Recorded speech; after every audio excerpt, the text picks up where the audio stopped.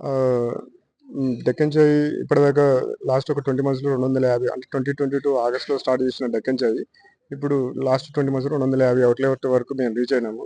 ఇప్పటి నుంచి డెక్కన్ చాయ్ 2.0 అనే పేరుతో డ ఏపీ, తెలంగాణలోనే కాకుండా ఇండియాలోనే ద బిగ్గెస్ట్ మార్కెటింగ్ లీడర్‌గా ఉన్నటువంటి శ్రేయస్ గ్రూప్ వాళ్ళతోటి మేము కొలాబరేట్ అయ్యి దీన్ని మరింత ముందుకు తీసుకుపోతున్నాము. నెక్స్ట్ ఫైనాన్షియల్ ఇయర్‌లో ఏపీ, తెలంగాణతో పాటు తమిళనాడు, కర్ణాటక, మహారాష్ట్ర ఈ 5 స్టేట్‌లో కలిపి ఒక 1000 అవుట్‌లెట్లని మేము ప్లాన్ చేయబోతున్నామండి. అంటే మేము అంటే ఫ్రాంచైజీ టోల్ ఫ్రీ నంబర్ ఉంటుంది. దానికి కాల్ చేస్తే దాని డీటెయిల్స్ చెప్తారు. ఆఫీసు వచ్చేస్తే వాళ్ళకి దానికి సంబంధించినటువంటి డీటెయిల్స్ అని చెప్తాము. దాని దగ్గరకి ప్రొసీడ్ అవుతామండి.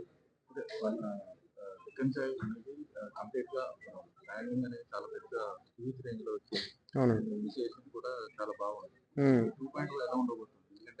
2.0 నిజంగా చాలా బ్లాక్ బస్టర్ అండి. అంటే ఈవెన్ ఎవ్రీథింగ్. ఇప్పటిదాకా ఏంటంటే ఫ్రాంచైజీ ఇండస్ట్రీలో జరిగిందేంటంటే, ఏదో ఫ్రాంచైజ్ అమౌంట్ తీసుకున్నామా, వాళ్ళకేదో 4, 5 రకాల సపోర్ట్ ఇచ్చామా, ఆ తర్వాత వదిలేసామా అన్నట్టు ఉంటది. ఇప్పుడు అట్లా కాకుండా సైట్ సెలక్షన్ నుంచి మొదలుపెడితే వాళ్ళ అవుట్‌లెట్ కూడా మేమే మొత్తం రెడీ చేసి, వాళ్ళు జస్ట్ ఓపెనింగ్‌కొచ్చి లోపల కూర్చొని బిజినెస్ చేసుకునేంత ఫెసిలిటీ మేము చేయబోతున్నాము.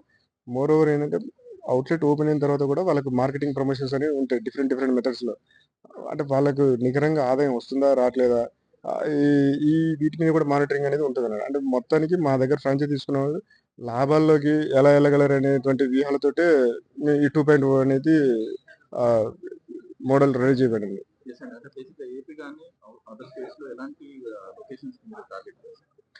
అంటే పొటెన్షియల్ అండి. అది ఇలా, ఇది, అదని ఏముండదు. రెగ్యులర్‌గా ఏంటంటే మనకొక టీ ఫ్రాంచైజీ అంటే టీ అవుట్‌లెట్ అని అనంగానే గవర్నమెంట్ ఇన్‌స్టిట్యూషన్స్ లేకపోతే కాలేజ్ జోన్స్, హాస్పిటల్స్, బ్యాంక్స్ ఇట్లాంటివుంటాయి. సో, ఇది కాక రిమోట్ రెసిడెన్షియల్ ఏరియా కొన్ని రెసిడెన్షియల్ బాగా వెల్ డెవలప్ అయ్యి ఉంటాయి గానీ, అక్కడ ఎటువంటి ఇట్లాంటి కేవ్స్ అనేవి ఉండవు.